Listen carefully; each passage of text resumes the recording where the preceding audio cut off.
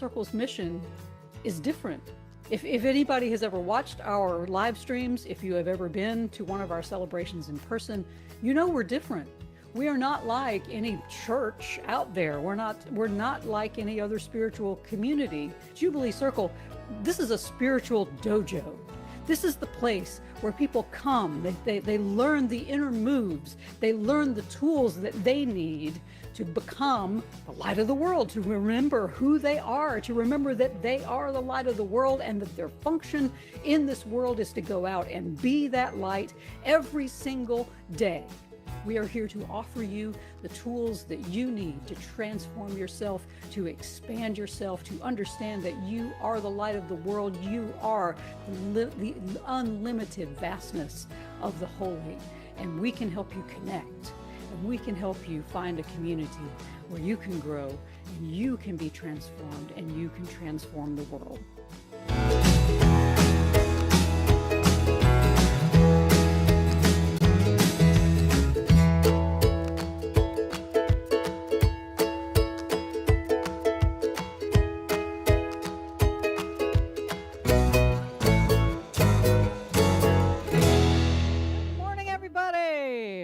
Welcome to Jubilee Circle. We got a party going on in the building, and you could be a part of it.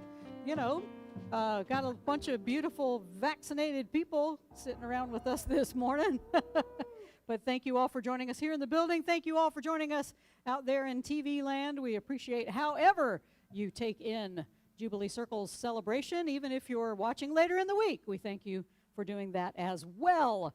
This morning, we're going to continue our Via Positiva theme of How I Wonder. And this quarter, we've been discovering how we can experience more miracles and remember who we truly are when we enter the world of wonder. And we see this world not through the eyes of our fearful ego, but through the eyes of love, through the eyes of the holy. We are born selfish. That's what all the scientists and behavior specialists have told us over the years. One of the hardest things for children, or even adults, is to learn how to share. And make no mistake, it is something we have to be taught, something that others have to model for us before we can truly learn it. But I invite you this morning to think differently. What if that is not really the case? What if instead it's selfishness that is learned, and sharing really is our innate nature? Some scientists say the fact that our species still exists, for now, the fact that we exist at all is a testament to this reversal of beliefs. And new studies are showing that early hunter-gatherer tribes that shared with one another were the tribes that were most likely not just to survive, but to thrive. Those studies show that even babies show altruism. They cooperate with people. They cooperate with people they don't know. They share food and toys without prompting or coercion. Have you ever had a toddler come up and just hand you something random? They know how to share. So as we explore the wonder of sharing today, let's put away this childish notion that we are born selfish. And instead, this morning, let us reclaim our original blessing of sharing. Sharing with everyone around us. Because when we reach out to others around us and we share what we have, then the whole world gets to share in that holy love, and everybody will be saying, oh yeah. Please rise as you're able. And as we do with every Jubilee Circle celebration, we open by remembering the four elements: the earth, oh, that's the air, sorry, the feathers, should have given it away. That would be the air. Y'all help me now. That's water, right? Okay, that's earth. There it is. And that's the fire. We have made fire. And we also gather our thoughts for a moment. Breathe deeply. We also call the four directions to orient ourselves in this time and space, and we burn black sage as a reminder that we are to live with intention. We are to set our intentions in every moment of our lives, and our intention is always toward love and away from fear. So let us orient ourselves in this sacred time and space by calling the four directions. Let us turn and face the east. Thank you, Holy One, for sharing this day with us, for making it available in all its glory and wonder to us. We didn't do anything to deserve it. We didn't do anything to make it happen. Give us a heart of gratitude for the sun as it shares its light and its warmth without regard to any human categories, divisions, or political parties we might like to think about. Instead, let us simply be grateful for this day's overwhelming generosity. Quarter turn to the right and we face the south. Thank you, Holy One, for the warmth that the South shares without regard to our comfort or discomfort. It is the heat, Holy One, that brings forth the sweat on our brows, the dampness under our clothes. But, Holy One, let us be grateful for that moisture-inducing that urges us to throw off our wintertime doldrums and enjoy the warmth on our bodies and our souls. Quarter turn to the right, and we face the west. Thank you, Holy One, for the West, as it shares its wisdom of rest and relaxation with us. As this day draws to an end, let us be thankful for the opportunities we have had to share with those around us. Let us also let go of those moments when we failed to share, when our learned selfishness reared its ugly head. Help us to forgive ourselves and rededicate ourselves to relearning the holy lesson of sharing. Quarter turn to the right, and we face the north. Thank you, Holy One, for the north, as it shares its profound stillness with us. Like a morning after a fresh snow, help us to experience that holy quiet, that perfect stillness where we can clearly hear your voice calling us to share that quiet in this noisy and busy world. Remind us that the north beckons us to stillness, to contemplation in a world bent on filling every moment with activity. Help us to slow down, Holy One, and share in the stillness that is you. Turn back toward the center. The world teaches us to look out for number one, but deep down, we all have that innate sense of generosity, that urge to give not just to those we love, but to those we don't even know, and perhaps to those we don't even really like that much. I invite you, Jubilants, to get in touch with your inner sharer. It's still there, buried by years of learning how to look out for number one. In this place, let us remember that we're all number one, all worthy of sharing and being shared with, and all yearning to share and saying, oh yeah. Oh yeah. I invite you to remain standing. We're going to sing a little bit of opening song here for you. That beautiful 70s, early 80s band Supertramp. If you would like to follow along, there is a bulletin posted at jubileecircle.com or on our Facebook page. There is a link to the bulletin. You can have all the lyrics and all the readings and everything, actually more than people have here in the room. So if you're in the room and you want more, that's the place to go and get it. All right. Now don't be selfish. That's right. Y'all share. I may not have printed enough bulletins, so y'all may need to share out there. So all right. 1, 2, 3.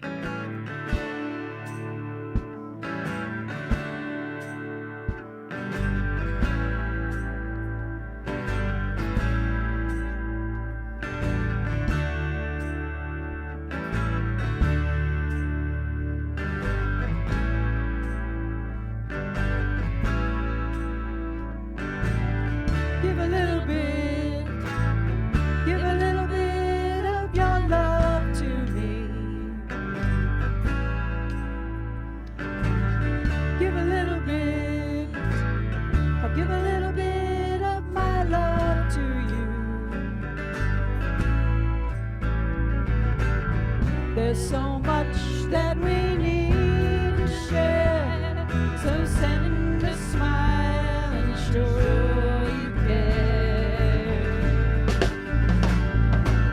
I'll give a little bit, I'll give a little bit of my life for you. So give a little bit, I'll give a little bit of your time to me.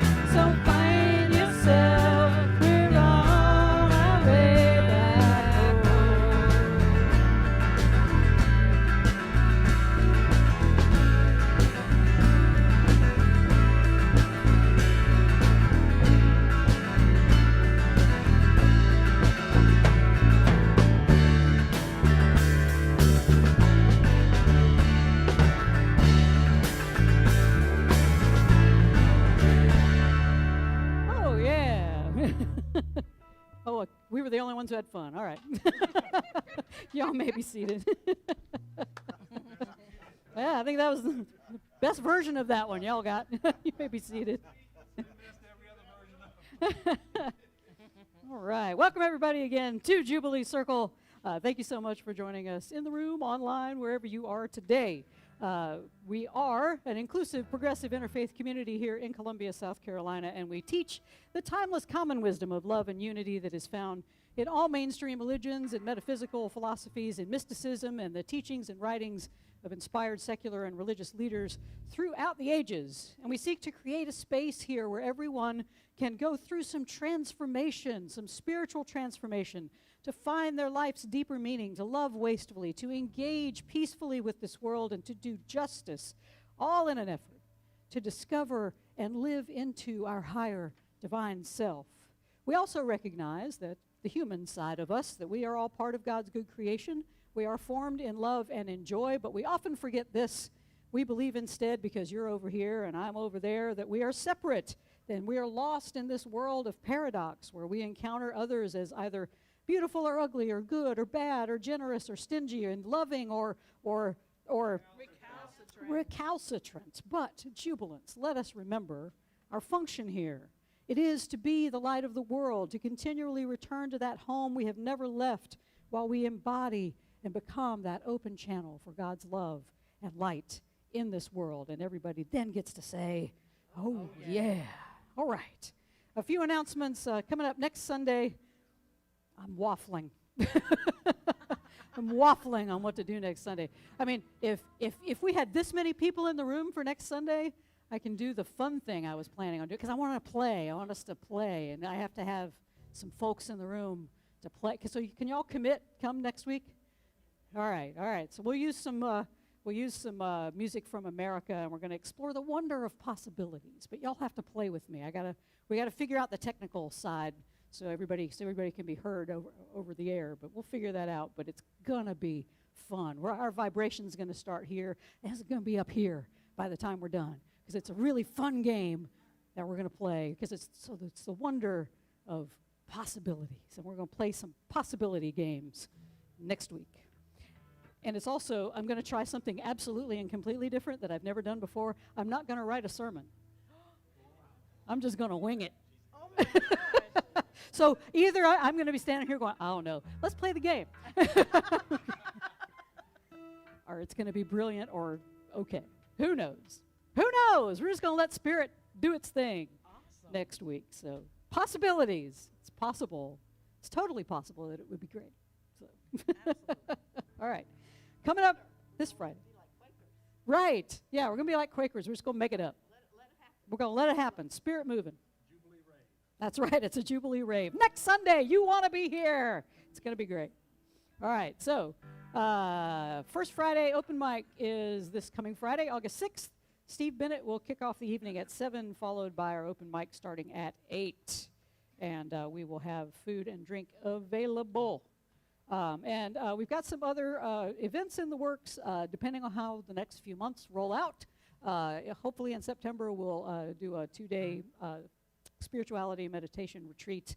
So stay tuned for that. There's some stuff coming down the pike, but we're just being real careful about what's happening right now and how things are going, and So get your vaccine. So get your vaccine, absolutely. Get your vaccine. Get your vaccine, please. Okay. There's lots of places to do it. CVS, Walmart, Walgreens. Just go on in, say, I want it. They give it to you for free. You don't got to pay anything. And then we reach herd immunity. And then we can do what we want to do, people. Get your vaccine. All right. Then we can reopen. We can hug. It'll be great. Am I missing anything? Is anything else I need to?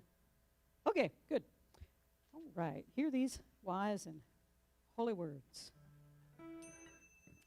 From the Hebrew Scriptures, 2 Samuel 16 through 19. As the ark of the Lord came into the city of David, Michal, the daughter of Saul, looked out the window and saw King David leaping and dancing before the Lord, and she despised him in her heart. They brought in the ark of the Lord and set it in its place inside the tent that David had pitched for it.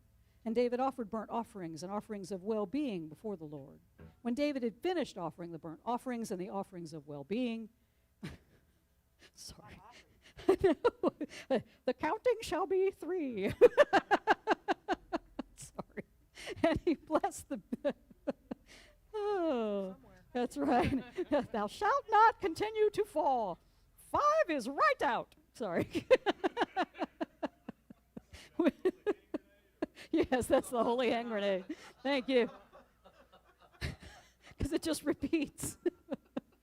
When David had finished offering the burnt offerings and the offerings of well-being, he blessed the people in the name of the Lord of hosts and distributed food among the people, the whole multitude of Israel, both men and women, to each a cake of bread, a portion of meat, and a cake of raisins. And then all the people went back to their homes. It's just a bunny rabbit. From the Jesus story. We'll never get through this.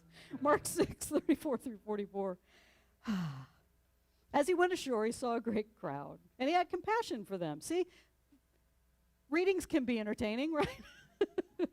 And he had compassion before them because they were like sheep without a shepherd.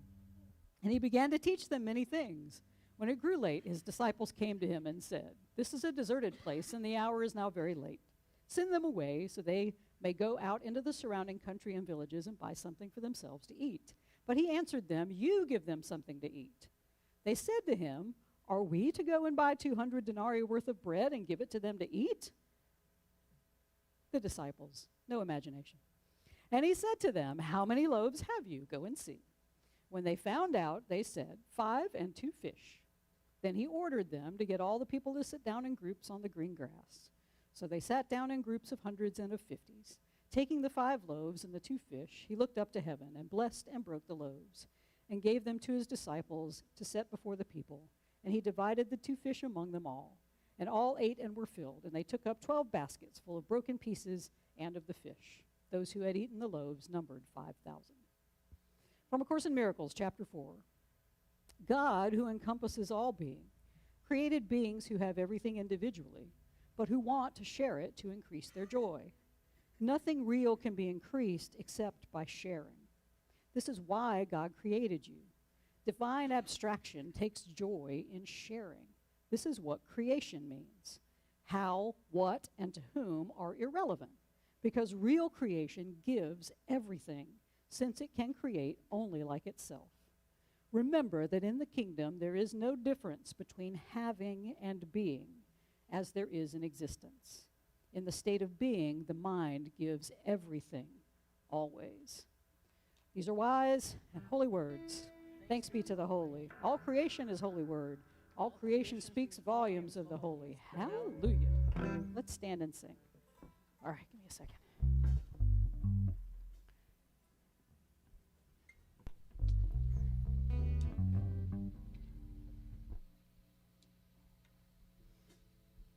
Sorry, y'all. All right, here we go. 2, 3, 4.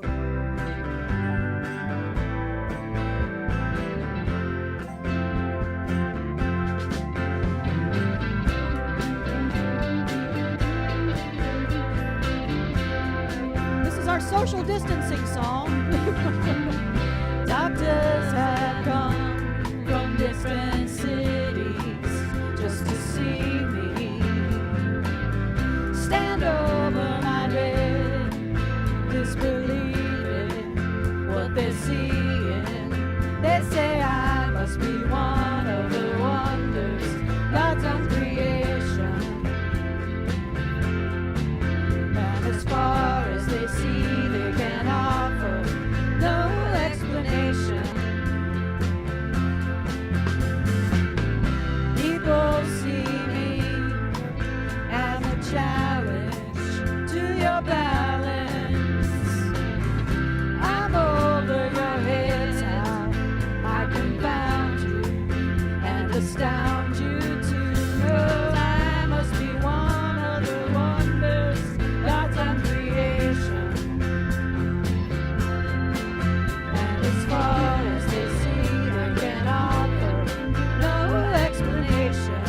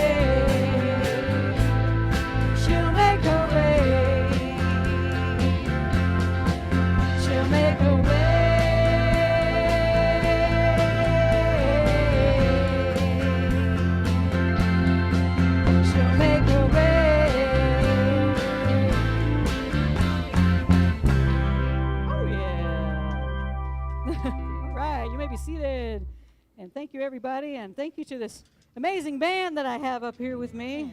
Woo! Now, Cece and the recalcitrants here. We got Cece's back here. She's like, what? Somebody said my name. That's Cece. This is our mascot here, Cece the dog. This is Janice Mewborn over here on the banjo and the vocals. We got Trisha Fopp over here on the 12-string and vocals. Michael Sprinkles Reisman, sprinkling everything else in over there on the piano and mandolin and violin and any of the other Lins. He's our Lin player. Bruce Clark back here on the lead guitar. Larry Farina on the drum. Give us some Larry Dust. Larry Dust. Larry Dust. Larry Dust. Larry. And Bruce Edwards back. See? I always do it. He's Bruce Edwards. Keith Edwards back there on the bass. Huh. Grandpa Vegan. I don't know why I do that. Twice. I don't know, but your name's Bruce now. I don't care. I don't care what it is. We got Bruce. Bruce. That's right. Something. I don't know how that happened. You want to be Keith? We could swap. No? That's okay. All right. Our song this morning. Mick? All right. Mick. That's Mick. He's Mick now. All right. Y'all just tell me what your names want to be, and I'll just... All right, y'all. This is a sing-along song because it comes from singer and songwriter Jack Johnson. It's called The Sharing Song. It comes from his 2006 release, Sing-Alongs and Lullabies, for the film Curious George. So this one's real easy to remember.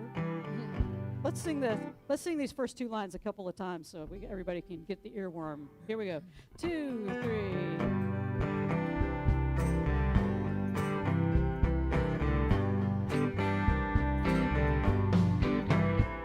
It's always more fun to share with everyone. It's always more fun to share with everyone. All right, everybody sing those two lines. It's very simple. It's always more fun to share with everyone. It's always more fun to share with everyone.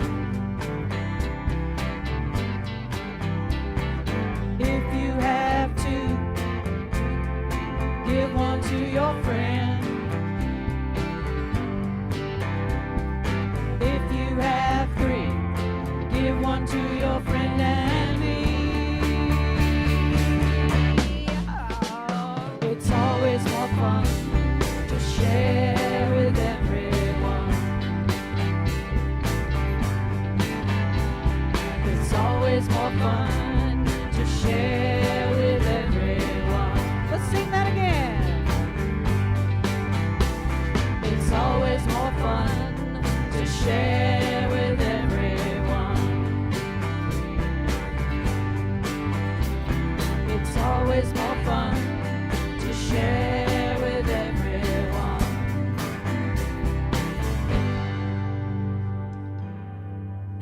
Right. Stop bogarting. That's what it means. I have decided that the whole concept of sharing is dead. And I arrived at this conclusion after conducting an extensive Google search on the word sharing. I used several configurations to look for stories or ideas about sharing. So I typed in things like the importance of sharing or the psychology of sharing. And the results turned up some very interesting articles. Sharing, according to Google, so it must be true, it's really just something we do on social media.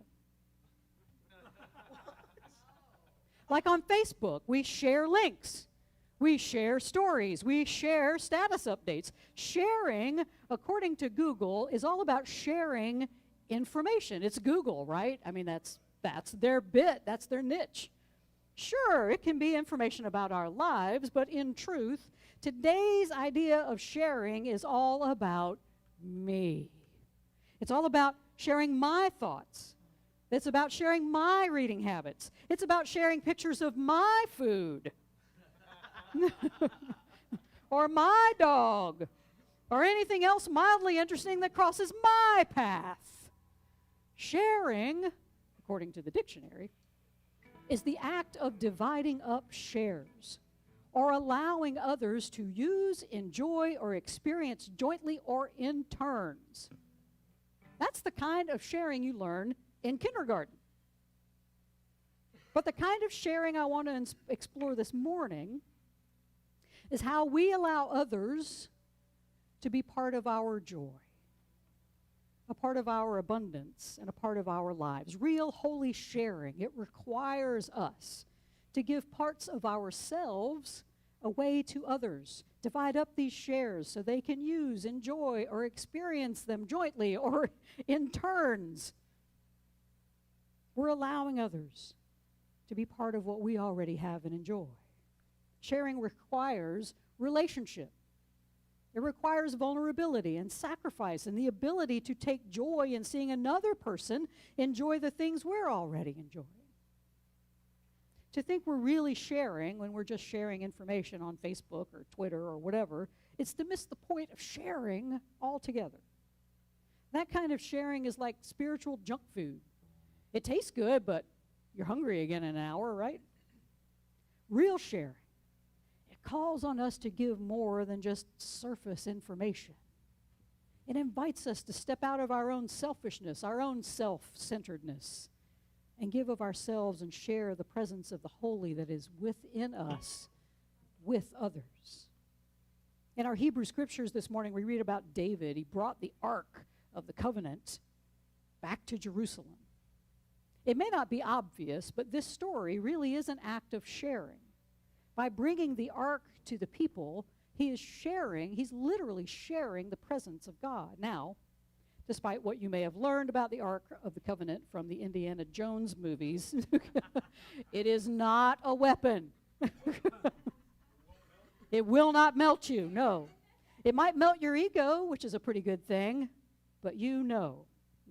Instead, it held the 2 tablets of the 10 Commandments, and to the Hebrew people, that is what symbolized the presence of God. This was in a time before the temple for God had been built in Jerusalem. God didn't have any sort of set home at this point.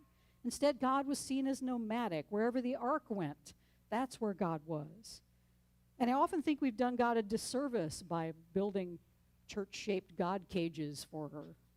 I mean, because now we feel like we have to go somewhere special to experience the holy and share in that joy of the holy.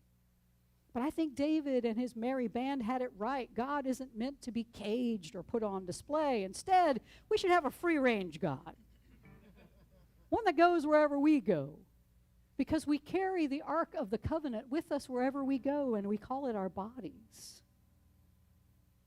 Wherever we are, there is God. And real sharing means that we are sharing the presence of the holy with everyone we meet. Of course, in Miracles says our bodies are how we communicate. It's how we communicate with the holy, and it's how we communicate the love of the holy out in the world.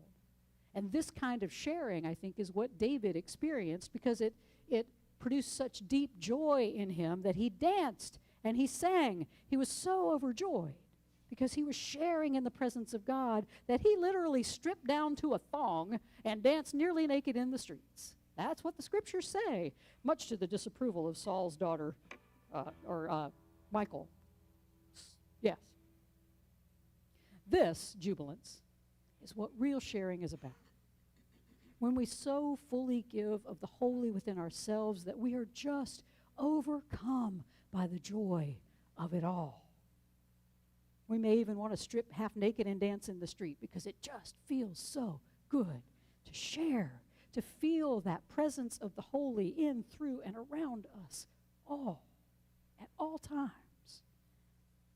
It's rare, though, and maybe, for indecency purposes, maybe it's probably good that it's rare for us to be like David, moved to dance at the thought of sharing our joy or literally sharing our food with everyone. Instead, we're more like the character Michal, who sees such a joyous display of sharing as offensive. That's because as human beings, we can be very selfish. We've been taught that. But we need to unlearn that. We need to learn how to unearth our original blessing of our innate want and need and desire to share with others. This is where wonder can be valuable, because when we enter this state of wonder about sharing, we can see how joyous it is to be like the universe that created us and gives everything without ever asking for anything in return. But to learn the art of sharing, we humans, we learn best from each other. We got to have role models. As children, we're impressionable, and if those we love, like our parents, show us that it's always more fun to share with everyone, then we're more likely to give it a try. But if we never see it modeled, if we grow up in a selfish home or environment, we tend to remain selfish. When it comes to sharing, it really is a case of monkey see, monkey do. We want to model our behavior on those we admire, whether they're people who share or not.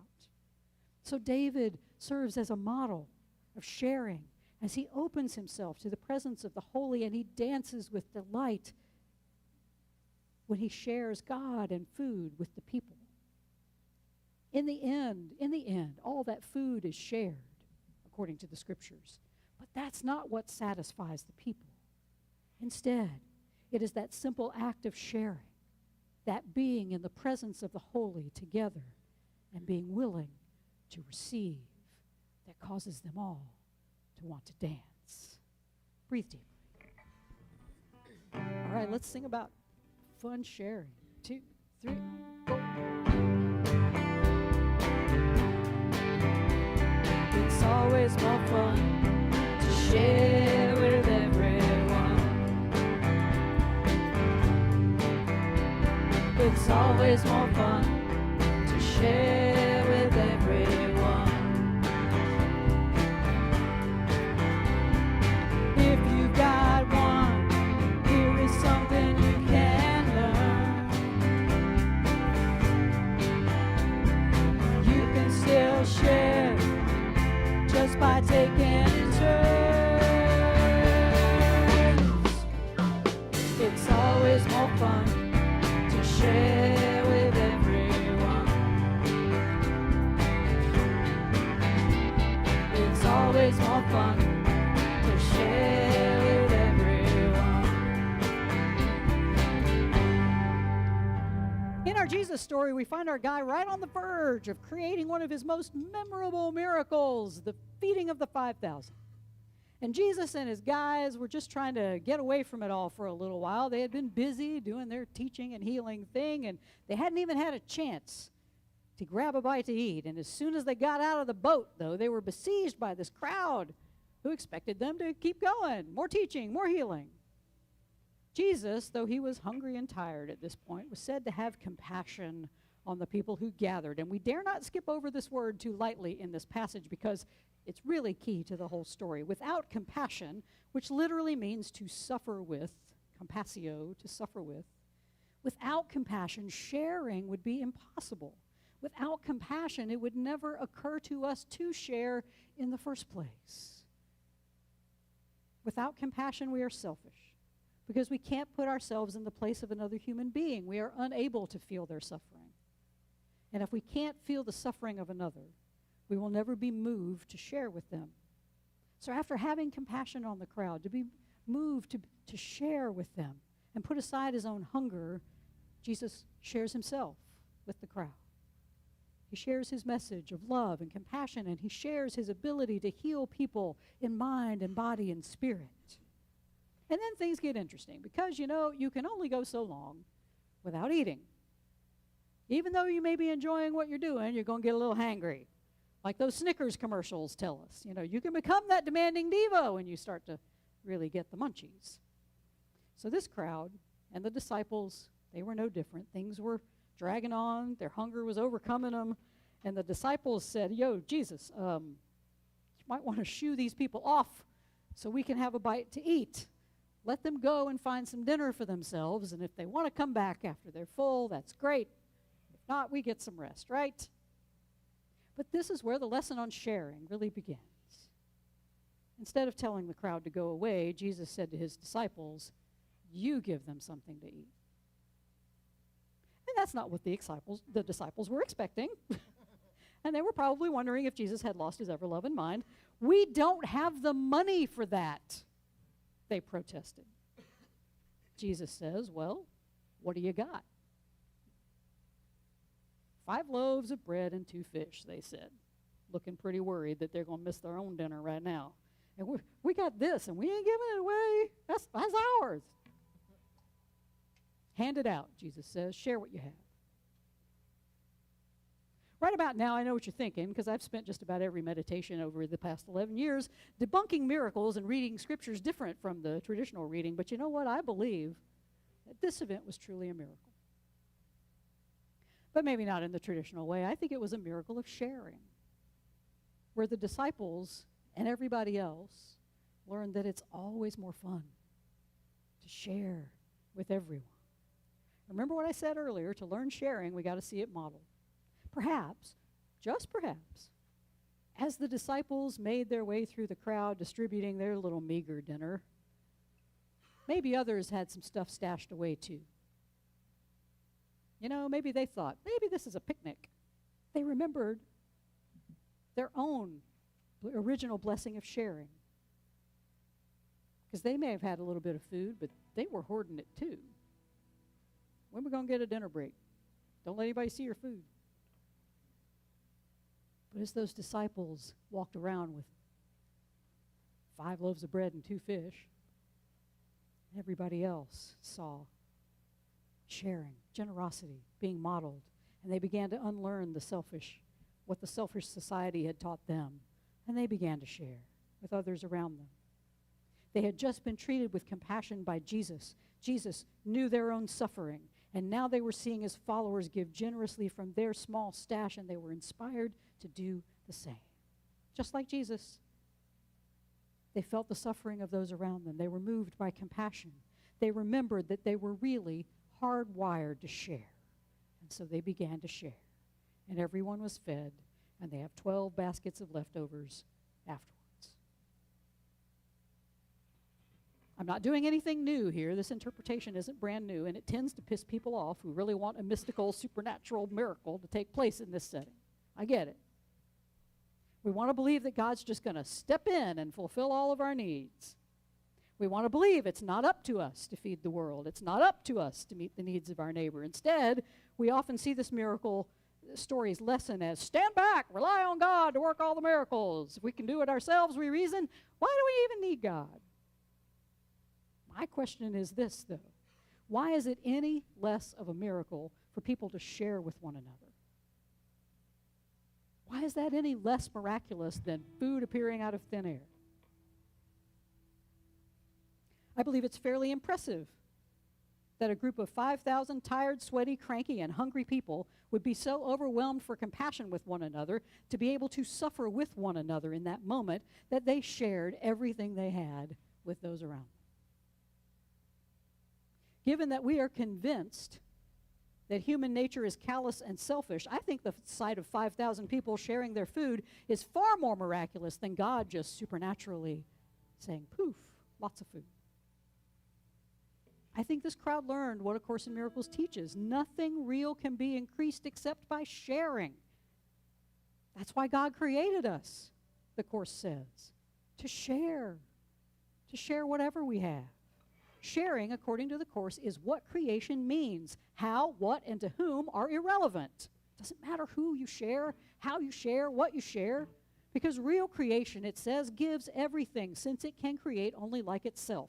Remember that in the realm of God, there is no difference between having and being, as there is in existence. In the state of being, the mind gives everything always. Maybe this crowd realized that having food was less important than being generous, and in their embodiment of generosity, everybody gets fed. There's plenty to spare.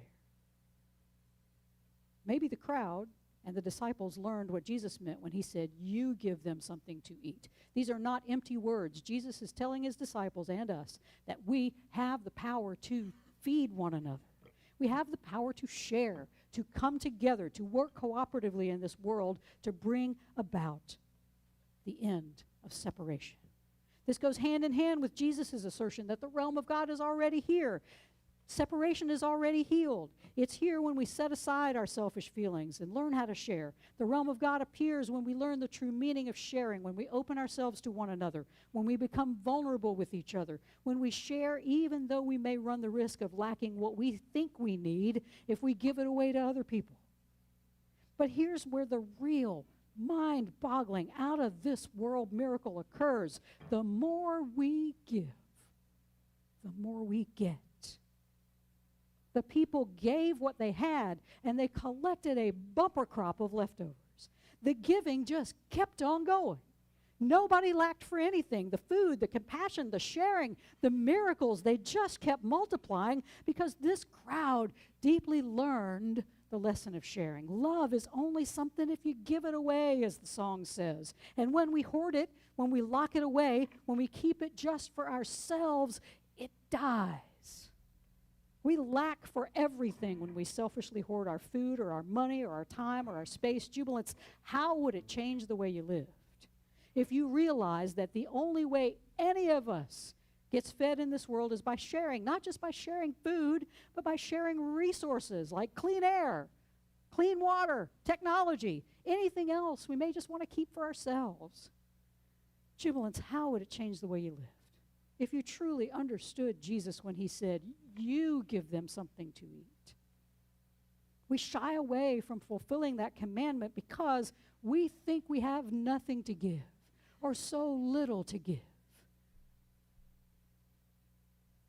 That's the way the disciples felt. We can only have 5 loaves and 2 fishes. What you going to do with that? What makes sharing a miracle, jubilants, is that we are willing to believe that we, like the universe, because we are the universe, we have the capacity to share everything because everything is ours. There's no lack in the realm of God. Yes, if you share a limited resource, you might have less of it, but when you share your unlimited resource of love, it never runs out. In fact, it multiplies, it expands, it grows in the giving, and there is a bumper crop of leftovers that ensures the sharing just keeps going on and on and on and on. You've seen the shampoo commercial, and they tell 2 friends and so on into infinity. We all have beautiful hair. Some of us, anyway. Sorry, y'all. No matter what it is you think you have, whether you think you have a little or a lot, this is Jesus' message. You've got it to give. Give wastefully. Give joyfully. Dance half naked while you do it if you want, because when we learn how to share with holy abandon, we will soon realize it's not just a miracle. It really is the only way to live. Oh, yeah. 2, 3, 4. It's always more fun to share with everyone. It's always more fun to share with everyone. If you got a ball, bounce it to the game. If there isn't, get invited out to hang. If you got one sandwich, cut that thing in half. If you know a secret joke, tell it and share a laugh. If you've got 2 drumsticks, give one to your friend. Make one beautiful rhythm, share a beat that never ends. And if you're feeling lonely, share time with your mom. Share some milk and cookies and sing the sharing song. It's always more fun to share with everyone. It's always more fun to share with everyone. It's always more fun to share with everyone. It's always more fun to share with everyone. Yeah, come on now, y'all. It's always more fun to share with everyone. Got Reva up and dancing, and Fran. It's always more fun to share with everyone. It's always more fun to share with everyone. It's always more fun to share with everyone. Oh, yeah. All right. Okay. Yeah. Oh, okay. Come up here and share. All right. Use a microphone here. Your story was 5,000 years ago. All right. Yeah. That was a long time ago. Let's bring it up a little bit, okay? I have two friends who were missionaries in Costa Rica. They went to this little town, and they took the stuff to make a little pot of soup. Guess what? More people showed up than they were expecting. A lot more people started coming. So while they were preparing this soup, they said, how are we going to make this stretch to feed everybody? This is a true story, folks. One of the persons said, well, I've got a potato at home. I'll go get it. Another one said, I've got a bunch of onions. Somebody else said, I've got some peppers. So they all scattered and went home and brought back this little handful of stuff that they fixed and put in the pot. While they were standing there, they were fellowshipping, something that hadn't happened in that village in a long time. There was enough food that they fed everybody that came, and they had stuff left. So they took their starter soup to the next village. Again, more people came. So the same thing happened again. Everybody went running home going, what is something that I can add to the pot? Not looking to feed everybody, just what can I share to put into this love pot? They went to countless number of villages in that day, sharing their pot of soup that started out small and kept growing and growing as everybody contributed whatever they could to their pot. Oh, yeah. So, oh yeah, it happens nowadays too, not just 5,000 years ago. All right. That's right. All right. Stone soup in action. Oh, yeah. All right. So as we go into our time of meditation, I would invite you. When Jesus says you feed them, he's not saying you got to feed everybody. Just like Julie's story. What do you have that feeds others? And that's what you bring to the mix. If we're all bringing exactly what we have to offer, and we all have something different to offer. We all have different talents and skills, different ideas, different ways of being and doing. And if we bring that, then everybody gets fed because we all come together and we bring what we have. Oh, yeah.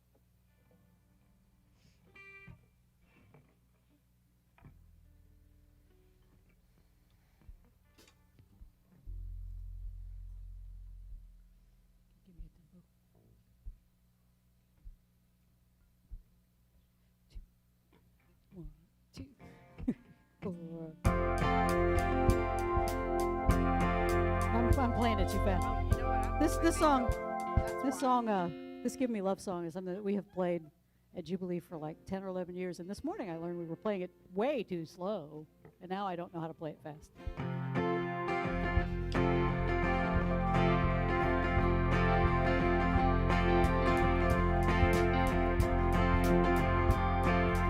Give me love, give me love, give me peace on earth, give me light, keep me free from earth, give me hope, help me cope with this heavy load, trying to touch and reach you with heart and soul.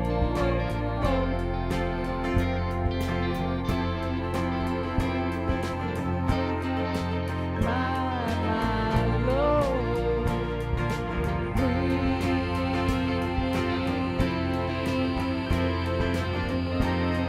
take hold of my hand, that I might understand you.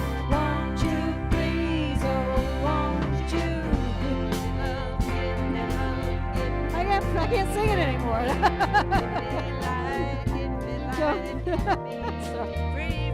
Let's start over. Let's start.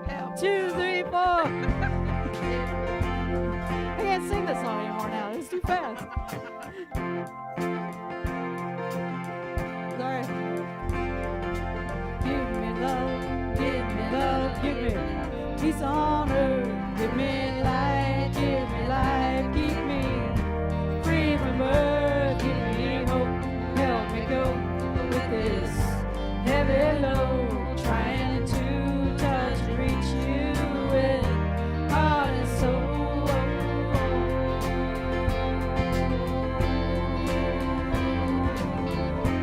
My Lord, please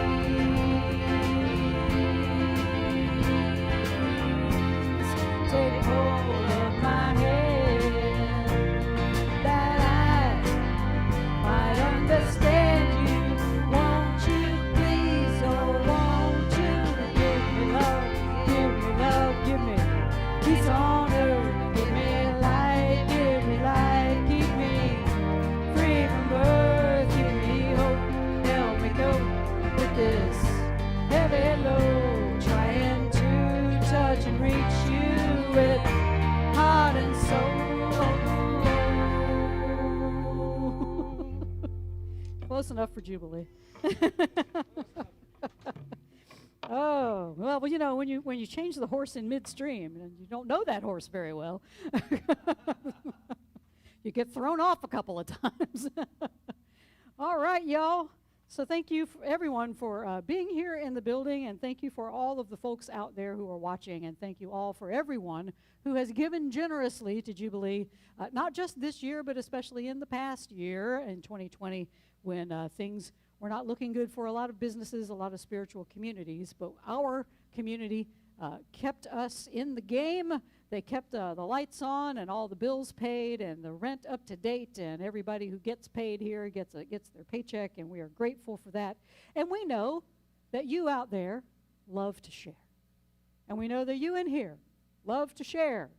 And one of the things that we go, oh, okay, I'll give you anything but that, is money.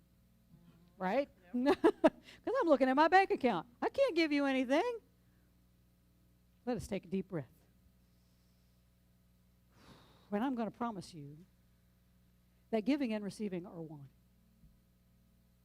That moment when you say, I don't have it to give, well, of course you don't, because you've convinced yourself that you don't. Which means you don't have enough to give any time, because we think that there is lack. And money is something that the ego always points to when we get in this lack mindset. It says, well, look at your bank account. You don't have a lot. But you know what? You don't have a lot because you're not given a lot. I mean, it really is. It's a law of circulation. If you just walk around all day breathing out, how long are you going to live? You got to take an in-breath sometimes. You got to receive at some point. So we give and we receive. We We give and we receive. And it's a balance. We can't give all the time, but we can't receive all the time, but we give and we receive. And if we are an open channel, if we're not clogging it up, because people hoard. They hoard money, they hoard their time, they hoard all sorts of things. They hoard their love, they hoard their care and their compassion. And then they wonder why they don't have a lot of it. Well, you're not giving it. You got to give it so it comes back to you. And it may, if you give money, okay, I'm not saying if you give Jubilee Circles $10, you're getting 100 back. I don't know. Maybe you do. But if you give $10, something else comes. It may not be money replacing money, but maybe somebody helps you in some other way that maybe would not have happened if you weren't willing to give out. So giving and receiving, it is all one thing. It is like breathing. And so if we think, I can't give, well, then we're always just breathing in. We're always just trying to receive. You're going to hyperventilate if you do that. I mean, that's physically dangerous. So please, we have this affirmation that I've printed in the bulletin that I never have said out loud, but it's one that I preached on a few months ago, this affirmation, and it really is. It's all about giving and receiving.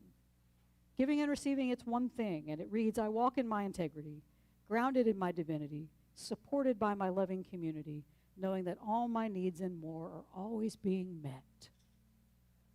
That is giving and receiving all at once. I walk in my integrity, grounded in my divinity, supported by my loving community, knowing that all my needs and more are always being met. I invite you, use that affirmation. Use that affirmation this week. Give. Give of your time. Give of your love. Give of your care. I challenge you. I invite you, because you will see whatever you give, give and give and give. Eventually, you got to take the receiving breath, because everything you give comes back in some form or fashion. 10-fold, 20-fold, 100-fold. I've seen it in my own life. It works. Don't walk around thinking you ain't got nothing, because you have a lot to give. Just like Julie's story. I got one potato at my house, but I can feed thousands with it, because others are giving and receiving at the same time. And that's how it works. That's how the community works. So please, if you're able, because we are here to receive and to give, go to jubileecircle.com. There's a donation link there for PayPal and Venmo, or you can mail a good old-fashioned check to P.O. Box 4611, Columbia, South Carolina, 29204. And we will all breathe together, and often a sigh of relief, because we can pay the bills, right? All right, so remember, we have our Zoom meeting that begins just shortly after this concludes, and the link is at jubileecircle.com or on the Facebook page. We will do the Zoom in the room and on the Zoom, so if you want to stick around in the room for that, that would be great. If not, I invite you to remember those wise words of Meister Eckhart, spoken back in the 15th century. If the only prayer you ever say in your entire life is thank you, that will be enough, because that is acknowledging the giving and the receiving and your gratitude for all of it. So we acknowledge and say thank you. Thank you. And we say, Oh, yeah. yeah, we all walk together, hand in hand, side by side. We all walk together, arms and arms open wide. We make our way by walking in love where we'll abide. The path is always open, and no traveler is denied.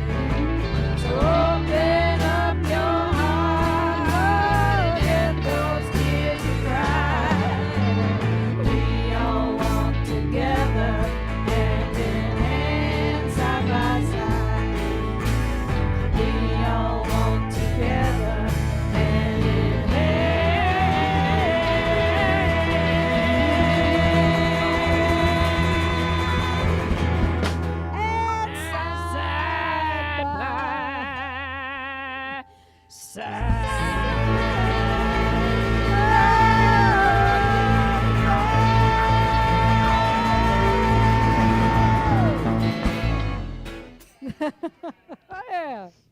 right, join us on Zoom. If not, enjoy your beautiful week.